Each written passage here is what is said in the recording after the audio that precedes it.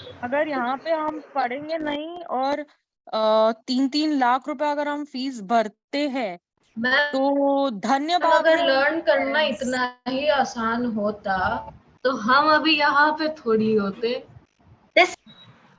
हमारे तो नहीं देंगे, हमें इतना गारंटी। क्या बोल रहे हो?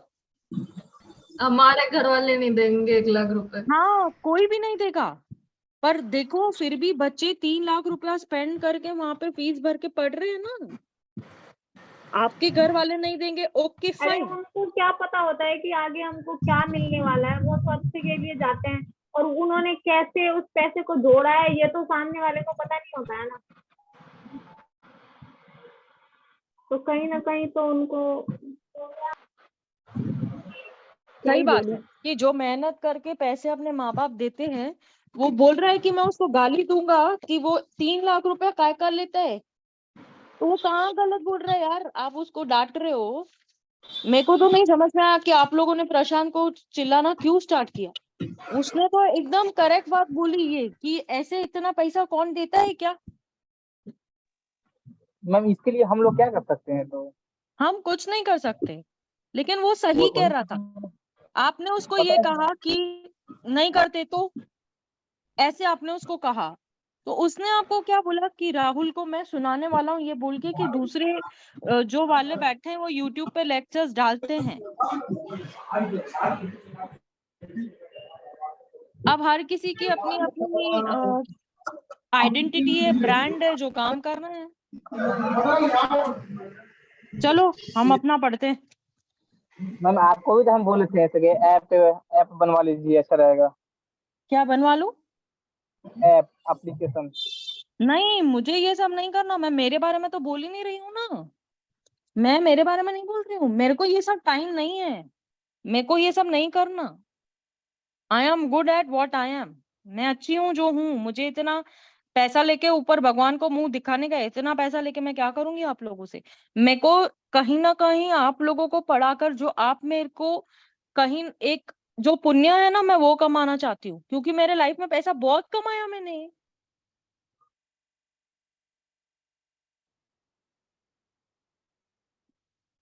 चलो प्रोसीजर ये है 126। 125 हमारा कल खत्म हो चुका था।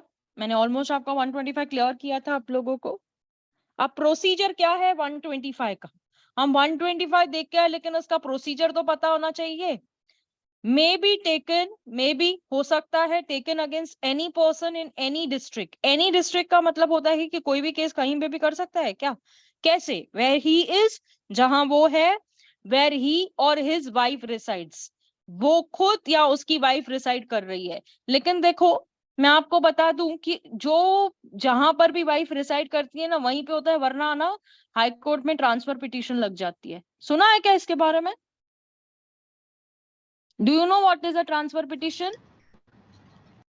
मैम चलो केस मैं ट्रांसफर करने के लिए यस, जो सिटी में रिक्वेस्ट। ये हमारी जो वाइफ है, जो वाइफ है जिस सिटी में रह रही है उस सिटी में वो ट्रांसफर करवा के लेते हैं। क्योंकि अगर husband is staying in Uttar Pradesh and wife is staying in Delhi, so the transfer would be from UP to Delhi.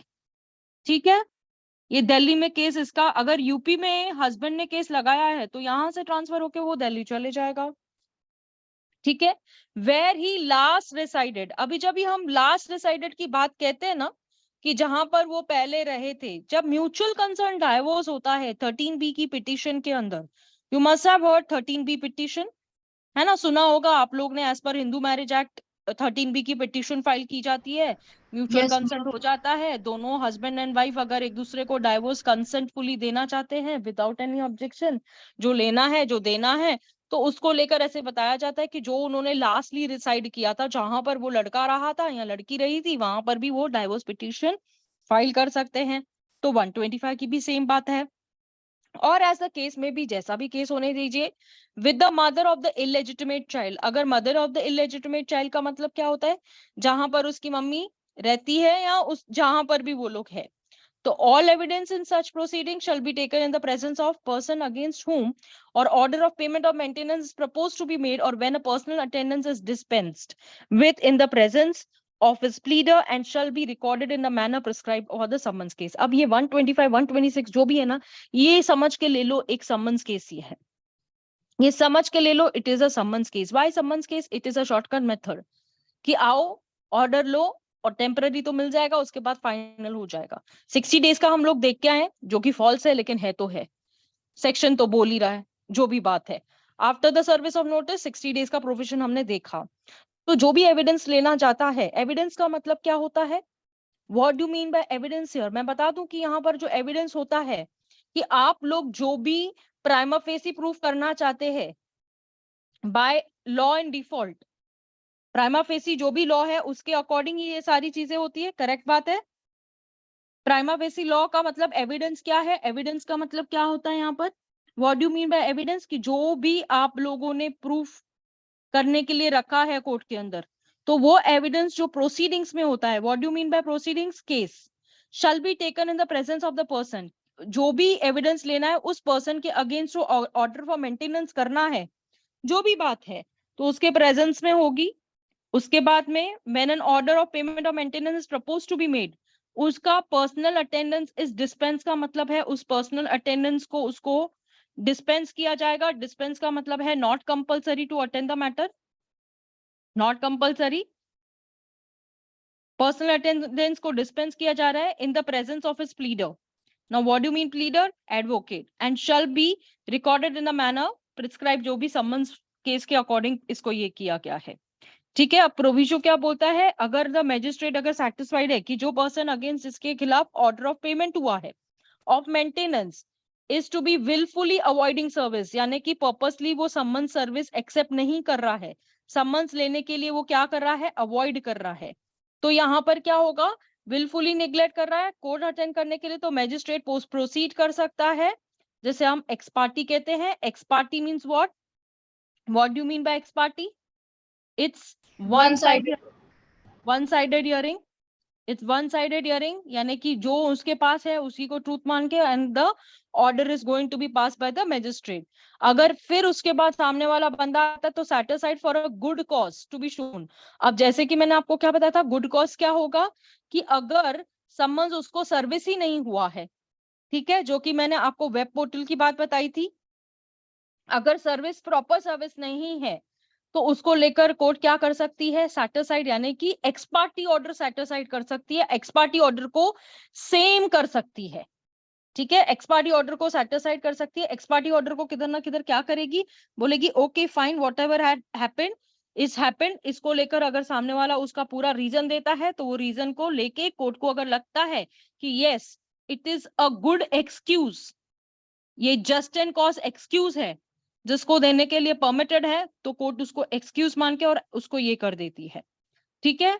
With in 3 months from the date of subject to the terms. अभी यहाँ पर ना विद इन 3 months, देखो ये very important point है यहाँ पर, कि अगर उसने कॉस्ट दिखाया तो within 3 months from the date of subject to the terms including the system as terms as to the payment of cost and opposite party as a magistrate must think and proper.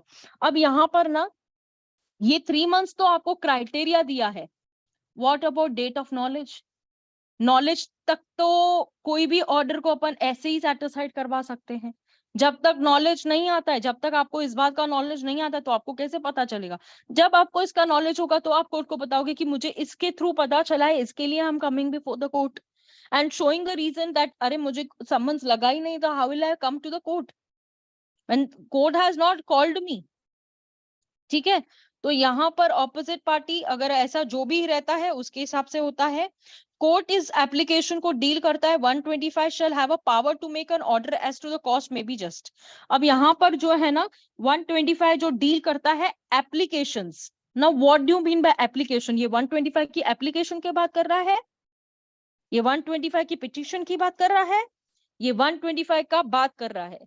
तो ये 125 is an application जो आप लगाते हो 125 के provision को use करके. shall have a power to make such order, यानी कि उस कोर्ट के पास ऐसा पावर है ऑर्डर करना as to the cost, जो भी उसे सही लगता है. ठीक है, समझा. Clear? Now, alteration in allowances. Now, word alter, ये यहां से आपको 127 जो है वो ऑल्ट्रेशन की बात कर रहा है, ऑल्ट्रेशन ऑफ द अलाउंसेस की बात कर रहा है।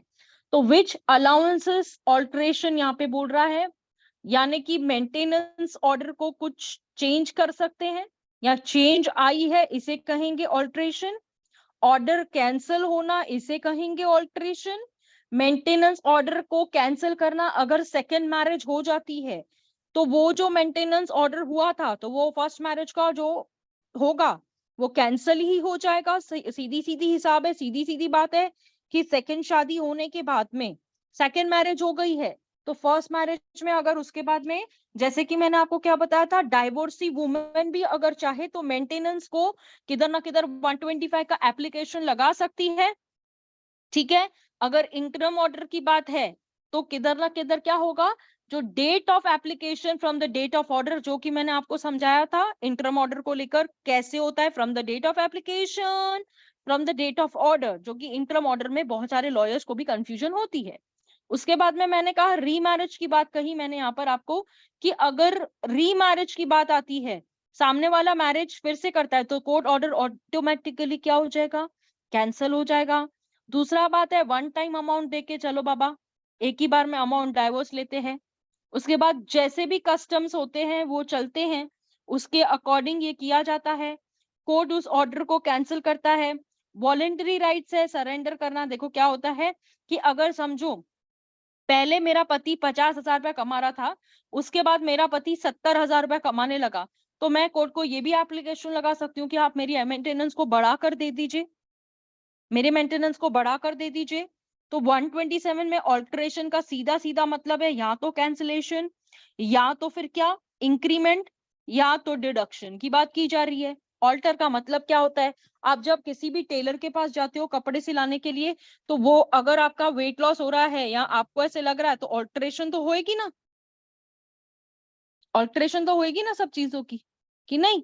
तो यहाँ पर कोर्ट ऑर्डर की ऑल्टरेशन होएगी, कम भी हो सकता है, ज्यादा भी हो सकता है, कैंसिल भी हो सकता है।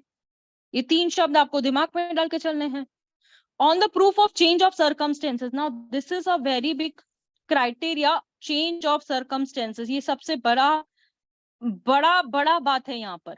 जब हालात बदलते हैं ना तो उस हिसाब से ऑर्डर भी बदलता है।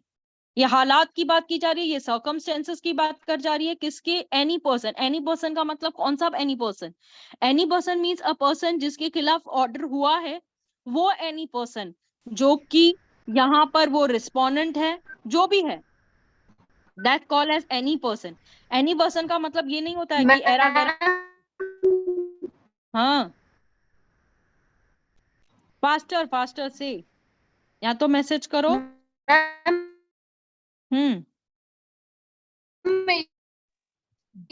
मैम मैसेज के लिए बोलिए, उसको बोलना मैसेज करने के लिए। उतना मैसेज करो।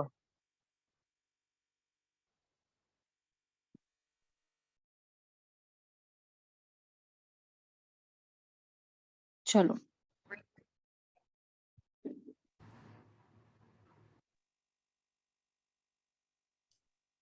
अभी तक उसमें आपका कोई मैसेज नहीं आया है मेरे पास। मैम आया है, मेरे पास तो दिख नहीं रही आया है, है। दिख रही है। वाइफ चिल्ड्रन पेरेंट्स है ना। हाँ एनी पर्सन मतलब वही हुआ ना बेटा, इंक्लूडिंग जिसके खिलाफ हो रहा है, जहां पर चेंज ऑफ सर्कमस्टेंसेस है तो उसमें वाइफ चिल्ड्रन तो होगा ही, पेरेंट्स तो होगा ही, जिसको लेकर हम दुखियारे बोल रहे हैं, इनके लिए ही मैम तो चेंज ऑफ हस्बैंड के चेंज से सर्कमस्टेंसेस क्या रिसीव होते क्या हैं फर्क पड़ेगा। 125 में हैं। हस्बैंड के चेंज से क्या फर्क पड़ेगा। चेंज ऑफ सर्कमस्टेंसेस से बेटा ये फर्क पड़ता है कि कोर्ट को भी अपना ऑर्डर को चेंज करना पड़ता है, क्योंकि अगर आप कोर्ट को दिखाओगे कि अब ऐसी बात है तो कोर्ट अब देखोगे ना आप आगे कि मंथली अलाउंस जो होता है ना, what do you mean by monthly allowance. Monthly allowance का मतलब ही होता है हर महीने का खर्चा। जैसे हमारा दूध वाला आता है ना हर महीने का खर्चा लेने के लिए कि दूध का 1 महीना हो गया पैसा दे दो, तो ये मंथली अलाउंस है जो कि हम लोग कोर्ट से जो दूध के लिए, बहुत सारे केस लॉस है जिसमें ये बोलते हैं कि हमारा डे टू डे जो हमारा लिविंग है फूड, क्लोथिंग, शेल्टर। आज हम लोग एक दूध का पैकेट लेने जाते हैं तो भी एक दूध के पैकेट को लेकर आज कितने रुपए का है, आधा लीटर कितने को आता है, तो वो कोर्ट को बताना पड़ेगा ना भाई, मेरे को मंथली अलाउंस में ये तो चाहिए, डेली बेसिक नीड तो है मेरी। तो यहाँ पर द मेंटेनेंस और इंक्रम maintenance order under section to pay monthly allowance for the maintenance or interim maintenance to his wife, child, father or mother. As the case may be, the magistrate may make such alteration जहां पर उन्हें लगता है कि alteration की जरूरत है, change की जरूरत है, यहाँ पर इतना नहीं इतना देना चाहिए। तो बेटा यहाँ पे सीधी सीधी बात है, आप जो मेरे को बोल रहे हो ना एनी पर्सन, तो इसमें देखो आपको क्राइटेरिया ऑलरेडी है, वाइफ, चाइल्ड, फादर और मदर। जैसे मैजिस्ट्रेट ठीक समझता है, इंटरम ऑर्डर को भी चेंज कर सकता है, फाइनल ऑर्डर को भी चेंज कर सकता है। Where it appears to the magistrate as that the consequences of any decision of a competent civil court. Now what do you mean by competent civil court? Competent का मतलब क्या होता है? What do you mean by competent? जो civil court उस disease मतलब उस case में मतलब कॉम्पिटेंट लाइक दो तरीके से होता है ना, Capable of giving decision is capable of giving decision. Order made under section 125 should be cancelled or varied.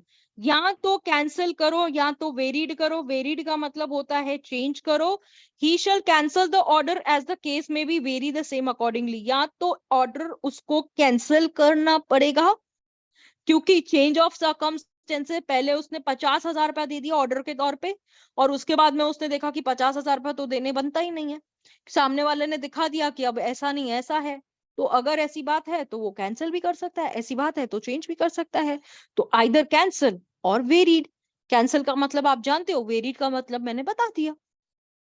Okay ठीक है, चलो। Where any order has been made under 125 in favour of a woman who has a divorced, देखो ये word है ना very very important है, और has obtained a divorce from her husband, the magistrate shall if satisfied, अगर उस बंदी ने, उसकी बंदी ने डाइवोर्स लिया है तो वो अगर सेटिस्फैक्शन पॉइंट्स जो है इस क्राइटेरिया के अंदर आती है क्या, woman has after the date of divorce, या तो उसने रीमैरिज कर दी है, फिर से शादी कर ली है किसी के साथ में, cancel the order as from the date of remarriage, जैसे ही उसकी शादी होती है वहां से वो ऑर्डर क्या हो जाएगा, कैंसिल हो जाएगा।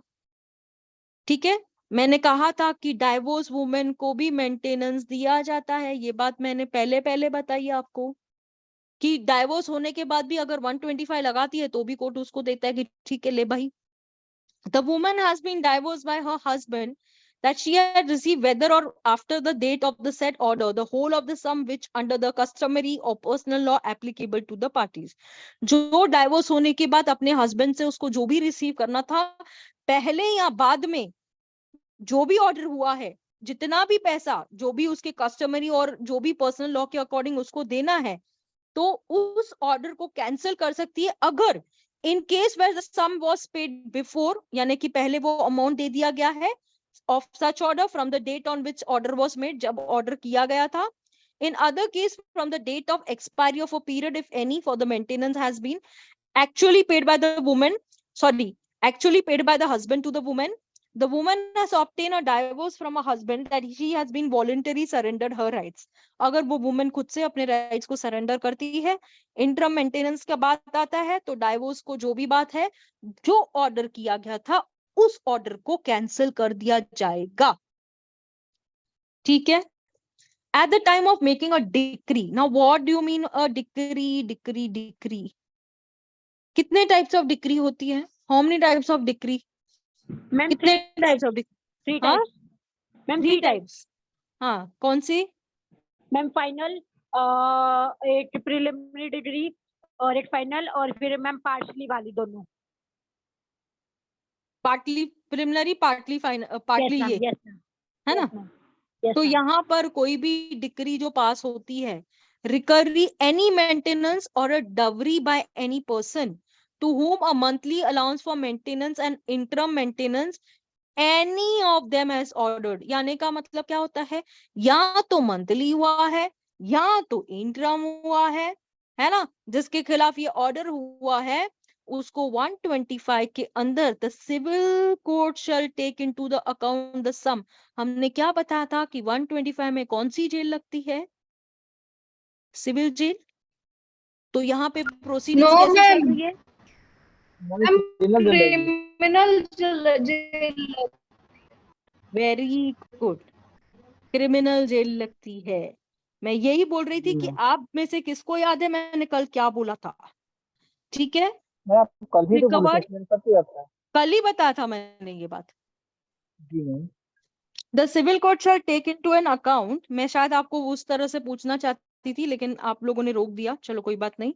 The sum which has been paid to be recovered by a person, a allowance for the maintenance or interim maintenance any of them as a case may be। अब यहाँ पर allowance जो याद, पहले मेरा हस्बैंड जो है, ठीक है, वो कमाता था 50,000, ठीक है, एक्स पार्टी को भी मेंटेनेंस मिलेगा, क्यों नहीं मिलेगा बेटा, क्यों नहीं मिलेगा एक्स पार्टी को? बताती हूँ कैसे मिलेगा।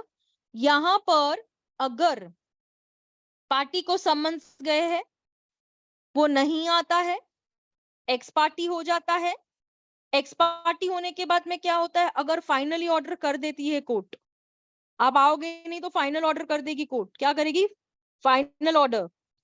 तो इसके बाद में क्या होगा पता है आपको, अटैचमेंट, सुनना होगा आप लोगों ने, अटैचमेंट वारंट, यस मैम, सुना 84 होगा, अटैचमेंट वारंट। उसके 84 बाद में मैम। क्या होगा, उसके बाद में क्या होगा, अटैचमेंट वारंट के बाद में क्या होगा? मैम अगर वो तब भी नहीं आया तो वो पेपर में निकाला जाएगा, लोकल न्यूज़पेपर में उसके बारे मैम में। नहीं मैम, वो तो पहले निकाला जाएगा, प्रोक्लेमेशन 82 सेक्शन, वो तो पहले होगा, फिर फॉरफीचर होगी, फिर अटैचमेंट होगा। यार अभी देखो यहाँ, ये जो 125 की प्रोसीडिंग्स है, ठीक है, एक्स पार्टी होता है एग्जाम्पल। एक्स पार्टी का मतलब वन साइड पता है आप लोगों को, तो इसका मतलब क्या है, जिसको सम्मन सर्विस हुआ है वो पर्पसली कोर्ट में नहीं आ रहा है, अपने मर्जी से ही sitting at the home and not coming to the court, ठीक है, वो जो होने का है होने दो। अब एक्स पार्टी ऑर्डर जब हो चुका है तो एक्स पार्टी में क्या होगा, आपको फाइनल मिल जाएगा। कौन सा ऑर्डर मिलेगा, फाइनल ऑर्डर मिल जाएगा, जो होगी डिक्री। क्या होगी, डिक्री। तो ये डिक्री जब होगी तो डिक्री की क्या करवानी पड़ती है, एग्जीक्यूशन करवानी पड़ती है। डिक्री की एग्जीक्यूशन होती है, डिक्री की एग्जीक्यूशन होती है। इसका मतलब क्या होगा, आपका जो फाइनल ऑर्डर हुआ है अगर जो भी है तो उसका अटैचमेंट होता है, ठीक है। अटैचमेंट का मतलब क्या होता है, आप जो बोल रहे हो ना पब्लिकेशन, लोकल न्यूज़पेपर में दिया जाता है, ठीक है, ये लोकल न्यूज़पेपर में कब दिया जाएगा, जब वो नहीं आ रहा है ना, तो तब क्या ये नेसेसरी है कि उसको, अगर वो नहीं आ रहा है और रिपोर्ट कह रही है कि वो उसको नोटिस सर्विस हुआ है, तो लोकल न्यूज़पेपर में पब्लिकेशन देने की कोई भी जरूरत नहीं है। ये लोकल न्यूज़पेपर में कब देंगे, जब डिक्री होने के बाद में अटैचमेंट से पहले लोकल न्यूज़पेपर में दिया जाएगा, फिर अटैचमेंट होगा, फिर एग्जीक्यूशन होगी। चलो बैलगाड़ी निकालो, उसके घर से सामान उठा के आएंगे, हैं, बैलगाड़ी निकालो। पहले के जमाने में पता है क्या होता था, मतलब किसी का जनाजा निकालना है ना, किसकी इज्जत उतरवानी है, किसी का नाम ये करना है, तो हम लोग क्या करते थे पता है आपको, it was just a show piece of game. Bailiff को लेके जाते थे, ठीक है, he is the officer of the court, पता है ना आप लोगों को, he is the officer of the court. और ये क्या करता था बंदा, ये क्या करता था, जहां पर सब जब्ती करता था, और उसका बैलगाड़ी जो होती थी पहले के जमाने में, देखा होगा आप लोगों ने, व्हाट यू कॉल दैट, बैलगाड़ी को क्या बोलेंगे अपन, the cart, you must be knowing यार। मैम बैलगाड़ी ही बोलते हैं। नहीं नहीं, बैलगाड़ी ही बोलते हैं क्या? Ox cart. हाँ ऑक्स कार्ट। हाँ, ठीक है, वो कार्ट पे क्या करते थे ना, उसके घर से सारे सामान उठाने का और उस कार्ट में लेके जाने का, तो उसको पता चलेगा कि इज्जत कैसे उतरती है, कोर्ट आना ही पड़ेगा।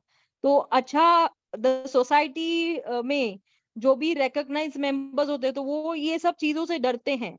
आपको इस चीज को लेकर ना हमेशा ऑर्डर 21 पे आना चाहिए, क्योंकि ऑर्डर 21 आप लोगों को अटैचमेंट, उसके बाद में एग्जीक्यूशन, उसके बाद में डिक्री का पूरा पूरा पूरा स्लैब देता है। ये हम जो सेक्शंस पढ़ते हैं ना, लेकिन अब देखो कि 125 इस पूरा क्रिमिनल केस है क्या? ये इज दिस अ पूरा criminal case? 125 is a criminal case और सिविल केस?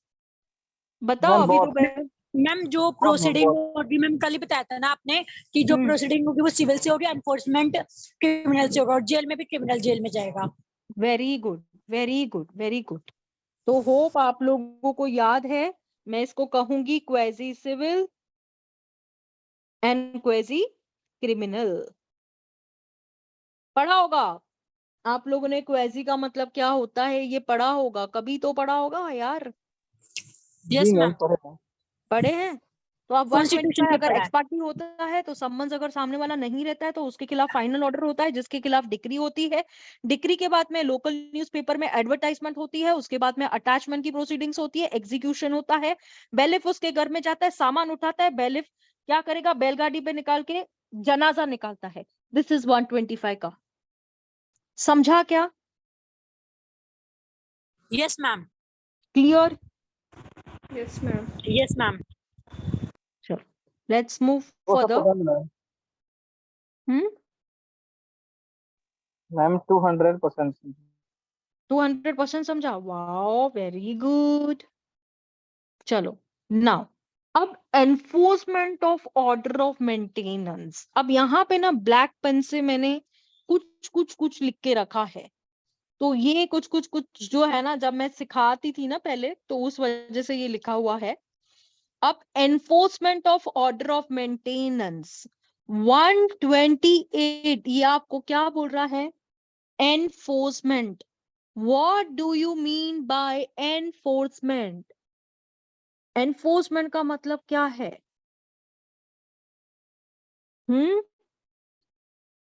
मैम What वो do you प्रोसीजर mean पे by करवाने, जैसे एक तो enforcement प्रोसीजर in होती law? है हाँ, मैम, उसको एग्जीक्यूशन करवाना, लाइक उसको करवाना, वो उस चीज को काम करना। लागू करना। यानी कि पावर है।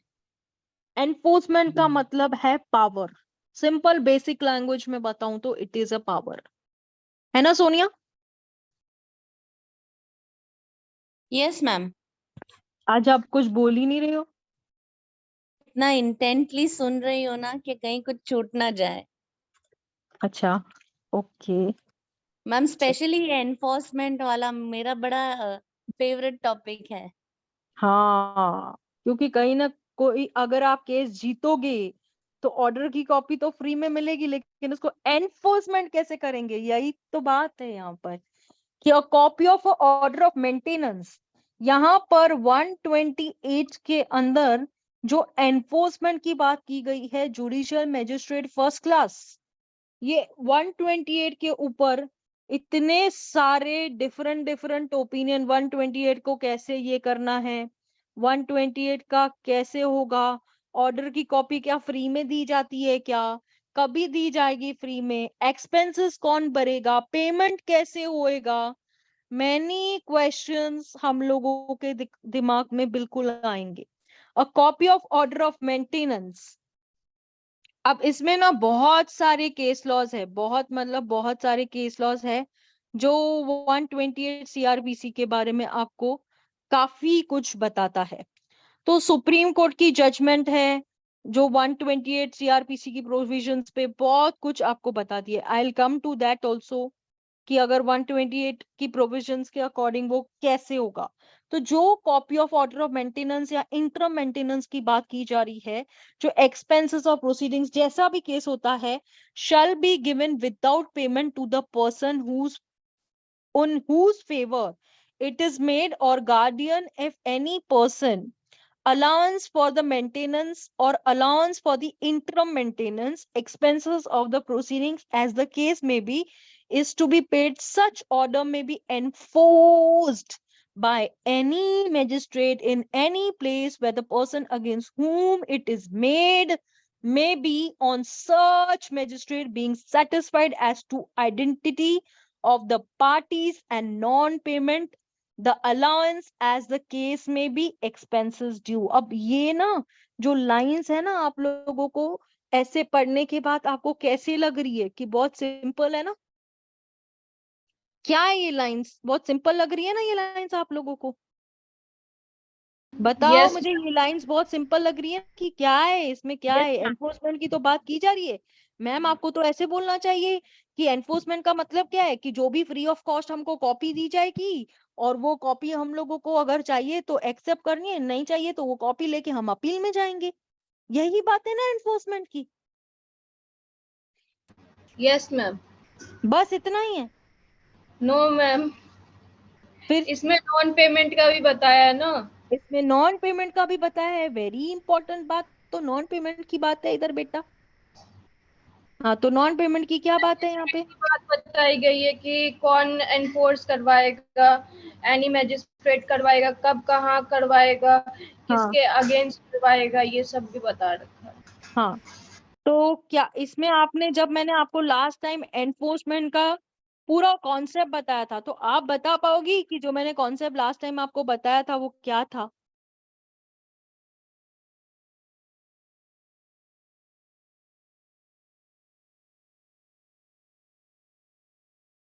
मैम जो एक्सपेंसेस होंगे वो कोर्ट नहीं भरेगी, मतलब जो एक्सपेंसेस होंगे वो पार्टी से लिए जाएंगे जिसके अगेंस्ट में वो आया है, मतलब जो हस्बैंड होगा वो उसको पे करेगा एक्सपेंसेस को। मैम कैसे? ठीक बोल रही हूँ? हस्बैंड क्या पे करेगा? मैम कौन से एक्सपेंसेस? मैम एक्सपेंसेस जो समन्स वगैरह बेलिफ वगैरह में जो लगे हैं वो समन पहुंचाने में, वो सब तो हस्बैंड ही पे करेगा ना, और जो एडवोकेट के चार्जेस वगैरह है वो सब भी हस्बैंड ही पे करेगा। वो 128 में ये बोलता है, मतलब आपका कहना है non payment of the allowance as the case में भी एक्सपेंसेस ड्यू, ये बात बोल रहा है। Yes ma'am. सोनिया आप क्या बोलते हो यहाँ पे? क्या क्वेश्चन है आपका?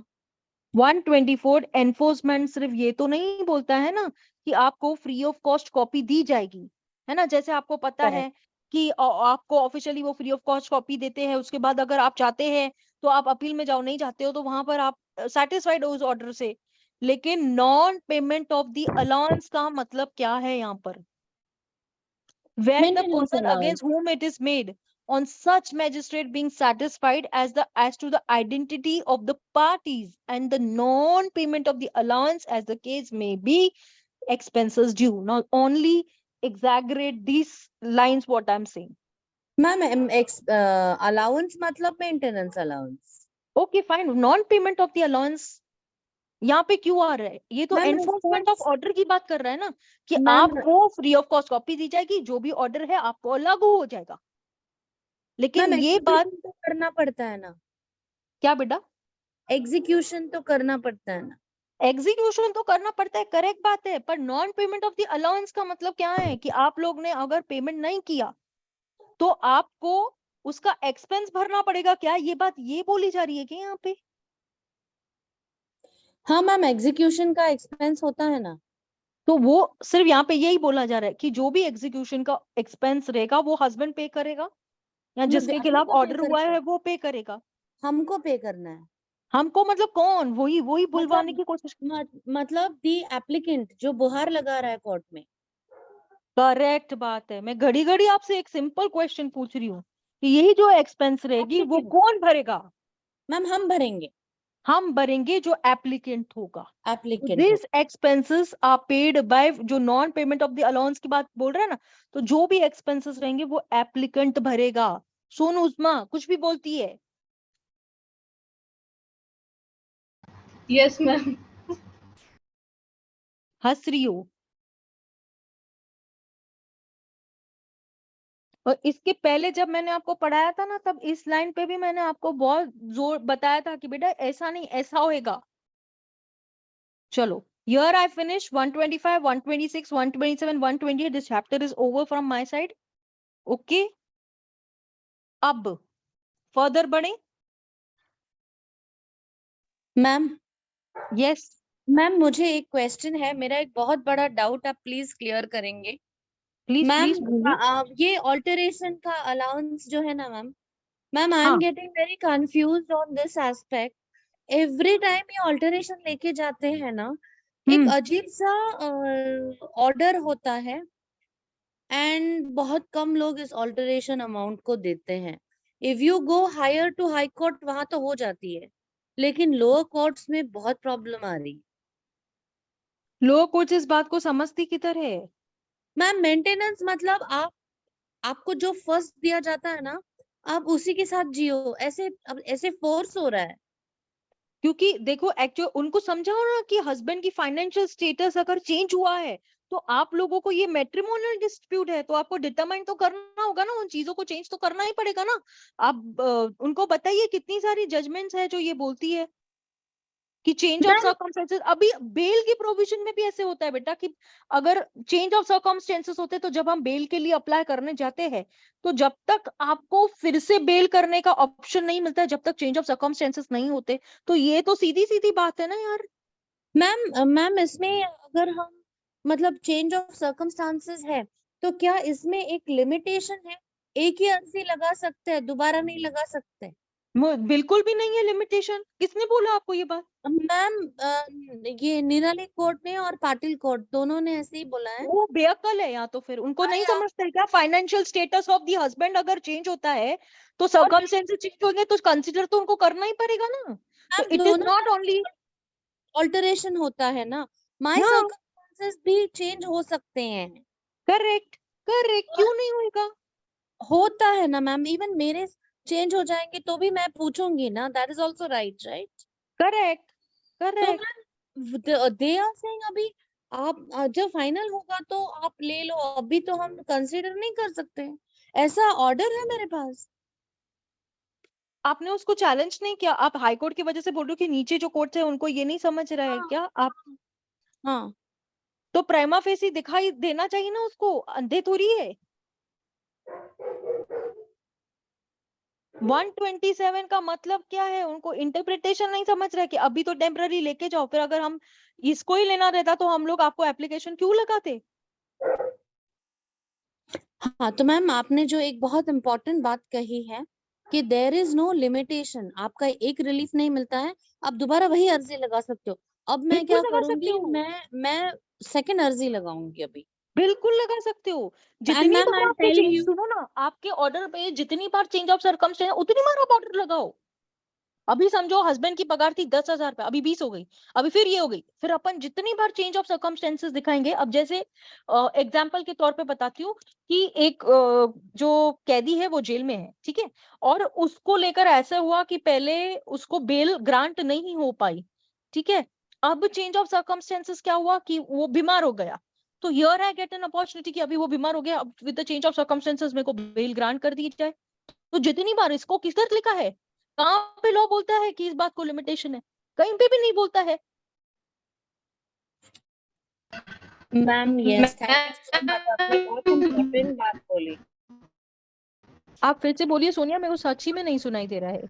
मैम बहुत इम्पोर्टेंट बात बोली आपको, इनफैक्ट उन्होंने कहा कि how can you come and waste the court's time, आप दोबारा वही, now I will do it again and I will tell them that it is need based, it is a beneficial piece of legislation and you have to consider it. Correct. Bhagat Singh versus इसका case बताओ, प्रकाश कौर का, परमेश्वरा माथुरा, एक दूसरा एक मीनाक्षी का कोई case है, फिर उसके बाद में दूसरा एक राजकुमार का केस है और शांताबाई का एक केस है। वो बताओ ना उन लोगों को, उनको मीनिंग बताओ। जहां पर आपको मीनिंग ऑफ द ऑल्टरेशन अगर उनको समझाना पड़ता है ना, तो आप ये, मैं आपको 2-4 केसेस बताती हूँ, उठाओ और मारो उनके मुंह पे। भगत सिंह प्रकाश कौर का बता दो, फिर उसके बाद में आप दूसरा राजकुमार और शांताबाई का केस है वो बता दो, और चेंज ऑफ सर्कमस्टेंसेस में तो कितने सारे केसेस है, कृष्णा कुमारी वर्सेस संतोषी बाई का केस है। उसके बाद और कितने बताऊं मैं? जितने आप बोलो मैं आपको बताती हूँ। उनको पहले मीनिंग बताओ, 127 का मीनिंग समझाओ, उसके ऊपर उनको केस लॉ दिखाओ, उनको सेटिस्फाई करो। अगर उनको नहीं समझ में आ रहा है तो वी हैव नो ऑप्शन। आप उसके बाद भी अगर आपका वो नहीं लेते, वो उस एप्लीकेशन को डिसाइड नहीं करते हैं ना, आप फिर से लगाओ एप्लीकेशन। मैम यस, आपने बहुत अच्छा मुझे ऑप्शन दिया है, तो मैं ये डेफिनेटली यूज करूंगी and I will come back and tell you कि आज ऐसे हुआ। क्यों नहीं, why not, in in fact law point is always to be discussed. Thank you ma'am, thank you. अरे यू आर मोस्ट वेलकम, आप मुझे थैंक यू बोल के बिल्कुल मत बोलो, मैम नेवर से थैंक वो यू, इतना जस्ट रूडली बात करती है, पता है, बोलती है मैं आताच सांगितलं ना, तो आप क्यों दोबारा कर रहे हो, इसमें तो हो ही नहीं सकता, इसमें तो ये हो ही नहीं सकता, एक दिया हुआ है वो तो आप कर ही नहीं सकते। इन लोगों को समझाने के लिए हाई कोर्ट है, लेकिन हम लोग हाई कोर्ट तक अगर इन छोटी चीजों को लेकर जाएंगे तो यहाँ पर हमको केस करने का फायदा ही क्या है। That is true ma'am. You can't help it sweetheart, you can't help it, but हाँ मैम अभी यू अभी कैन ट्राई द बेस्ट कि आप इस बात पे चेंज करो, उसको मीनिंग समझाओ कि जो मीनिंग पे है ना कि चेंज ऑफ सर्कमस्टेंसेस 127 का जो बात है, इफेक्ट क्या है, तो कहीं आप उसको ये समझाओ। मैम अभी हाई कोर्ट से ना स्पीड मतलब एक्सपेडाइट द मैटर, ऐसा एक ऑर्डर एक मैम, एक लॉयर मैम लेके आई है, और उन्होंने 120 क्या 125 का ऑर्डर उनको एक्सपेडाइट करने का है। मैम केस ही इतने सालों से चल रही है, उसमें एक भी ऑर्डर नहीं है, तो हाई कोर्ट ने बोला है आप एक्सपेडाइट करो। मैम वो एक्सपेडाइट का भी अर्जी लगाई है, और उसमें भी 2-3 महीने एटलीस्ट नहीं तो भी 2 महीने तो गुजर चुके हैं। वो द सुप्रीम फाइल कोर्ट की जजमेंट बोल रहे हो क्या आप? मैम प्रोसीडिंग, ट्रायल में प्रोसीडिंग, हाई कोर्ट गए वो लोग and they have got order that the matter should be expedited. Now, even after High Court's order to expedite the matter has been untouched for 2 months. At least मेरे हिसाब से 2 months. अच्छा, वो कौन सा जजमेंट है, अगर आपको पता है क्या? मैम ये 3 नंबर में केस चालू है उनकी। एक केस लॉ था जो 125(3) को लेकर एक्सपेडाइट ऑर्डर करने का था, मेरे को याद नहीं आ रहा है। मैम डीवी मैटर है 6 साल से ज्यादा चल रहा है, तो उन्होंने लेकिन एक्सपेडाइट। एक्सपेडाइट ऑर्डर तो हम 125 में भी ले सकते हैं, डीवी होने दीजिए, कौन सा भी ये रहने दीजिए। मैम डीवी में लिया है, और लेके भी 2 महीने हो गए, I think so April and की ऑर्डर है। हाँ, और अभी तक मैम ने हाथ भी नहीं लगाया उसको। तो हाई कोर्ट का ये नहीं दिखाया है क्या उनको? एक्सपेडाइट द मैटर सब दे दिया, but she is so adamant, उसको लगता ही नहीं है कि it is below my dignity to consider, ऐसे उसका एटीट्यूड है। फिर अगर ऐसी बात है तो हम डीजे को क्यों नहीं कंप्लेन करते हैं इस बात को लेकर कि even after the ma'am high court का ऑर्डर होने के बाद भी she is using her own dirty tactics and she is not passing an order. Ma'am now that party has to consider, but that is her attitude, I am trying to tell you that. Though it is her attitude, पर उसके attitude को उसके हिसाब से ही जवाब दो ना। हाँ करेक्ट। भले डीजे उस बात पे कुछ ना करे, आपकी कंप्लेन तो रहेगी ना उधर कि हमने डीजे को भी इन्फॉर्म किया था इस बात को लेकर कि even after the high court ने एकदम ये अब जो रेप के मैटर्स रहता है उसमें क्या ये लोग नहीं लेते क्या फास्ट ऑर्डर लेने के लिए? कौन से मैम कोर्ट में वो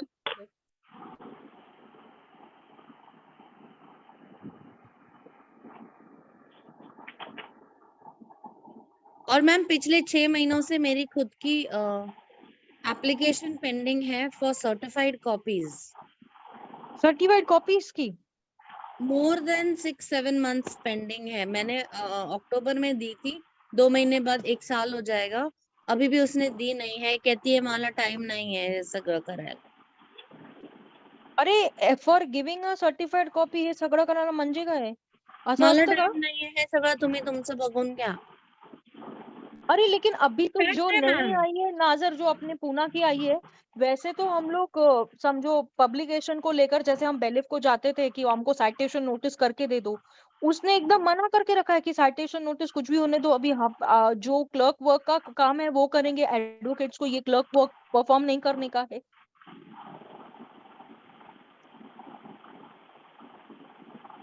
क्या करेंगे मैम? एवरी नहीं क्यों टाइम नहीं करेंगे? नहीं क्यों नहीं करेंगे? नहीं देंगे तो हम क्यों छोड़ देंगे इन लोगों को? फॉर सर्टिफाइड ऑर्डर्स 6 महीने के लिए तुमने वो ऑर्डर को पेंडिंग रखा है, आप कंप्लेन करो ना। आप इसके नाम से कंप्लेन करो ना, यही सर्टिफाइड कॉपी की एप्लीकेशन लगाकर आप हाई कोर्ट में जो आपका क्लाइंट है उसको लेकर आप जज के खिलाफ कंप्लेन करो ना, क्यों नहीं करने के? कर दूं क्या मैम? हाँ कर दो बिंदास, आपका नाम थोड़ी आएगा। आपको अगर जज बुलाती भी है, आपने बोला मेरा थोड़ी कुछ है उसमें, उसका क्लाइंट का मर्जी, हम क्या कर सकते हैं उसमें? We are just an officer, हमको क्या करना है? आप जज के नाम पे कंप्लेन करो ना, बैठने दो ना उसके ऊपर इंक्वायरी, बैठने दो ना, आने दो ना। आपको मालूम है ना ये पुराबाध्याय क्या नाम है इसका, जो नीचे बैठा है इधर, उसके खिलाफ एक कंप्लेन हुई थी। हाँ मैम, हाँ। तो उसके पास आके क्या वो बैठे नहीं थे सब, जब ही पूरा उसका पूरा निकल रहा था कि कितने कोर्ट केसेस पेंडिंग है, कितना क्या पेंडिंग है, पूरा सब उसका चिट्ठा निकल रहा था ना।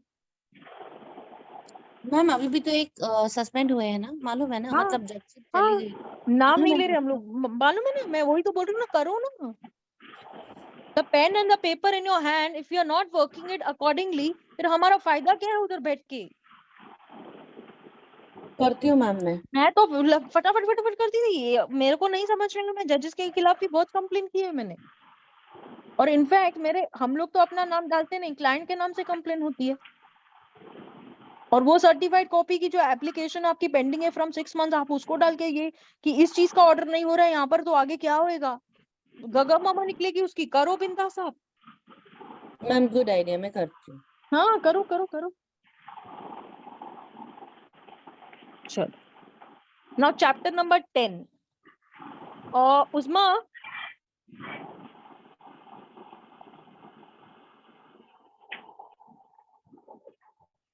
मैम बोलो पूजा। मैम एक केस है, जैसे कि 2 साल से एक बंदा जेल में है, उसको वो मर्डर का केस है, तो वो मर्डर नहीं किया, उसके जो फादर है वो उन्होंने एक्सेप्ट किया है कि उन्होंने मर्डर किया, पर उनको बेल मिल चुकी है, और उनके जो सन है उनको बेल नहीं मिल रहा है, तो उसके लिए क्या कर सकते हैं? बेल एप्लीकेशन लगाया है? जी मैम। तो क्या हुआ है फिर? बेल एप्लीकेशन लगाने के बाद में वो क्या बेल रिजेक्ट हुई है क्या? नो मैम, वो डेट ही मिल रहा है, 2 साल से बंदा जेल में है, बट बेल नहीं दे रहा है वो जज। और बस डेट ही मिल रहा है? जी मैम। हाई कोर्ट चले जाओ, हाई कोर्ट। Okay ma'am. उनको बोलो हाई कोर्ट जाने के लिए, एप्लीकेशन हाई कोर्ट में लगाने के लिए। ये एंटिसिपेटरी बेल तो होगा नहीं, रेगुलर बेल ही होगा अभी आपका। तो उनको बोलिए कि बेल एप्लीकेशन लगाने के लिए हाई कोर्ट में। Okay ma'am. और ये दिखा है कि उनके फादर ने एडमिट करने के बाद में he is a bail out, मतलब जो मेन जो कल्प्रिट है वो हो चुका है ना, अक्यूज जो है वो, जो मेन अक्यूज है, अगर वो रिलीज हुआ है तो उसको 100% बेल मिलनी चाहिए। उसको लेकर बोलो हाई कोर्ट जाने के लिए। Okay ma'am. हाँ उस्मा,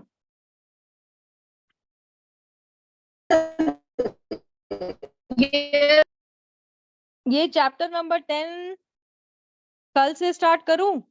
यस मैम। Yes ma'am.